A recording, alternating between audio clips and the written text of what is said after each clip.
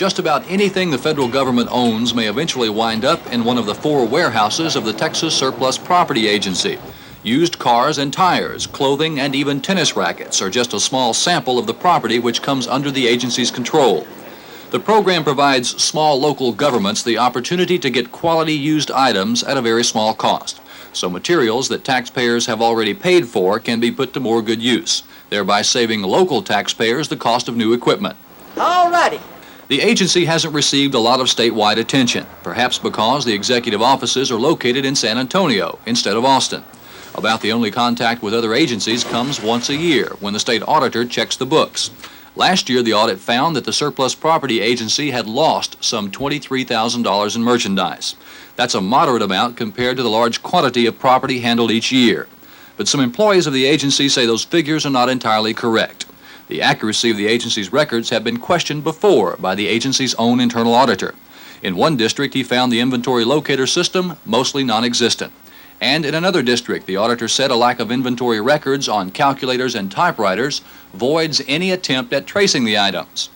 And News 36 found evidence that some of the federal property might be falling into private hands. This home in the small town of Lytle, just south of San Antonio, is surrounded by material and equipment, some of which bear the inventory markings of the Texas Surplus Property Agency. This piece of electronic equipment was produced by IBM under an Air Force contract. And according to the agency's own records, this large fire extinguisher should have been shipped to either Shriner College in Kerrville or the city of Bernie. Agency employees say the man who owns this home is good friends with this man. Emmett Good is the director for procurement and distribution for the Texas Surplus Property Agency. But he says he doesn't know why the agency's property wound up at the home in Lytle. Overall, Good defends the agency's record of public service and his own part in providing that service.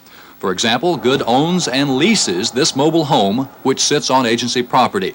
He pockets the rent money, and some of the tenants' utility bills are paid for by the Texas Surplus Property Agency.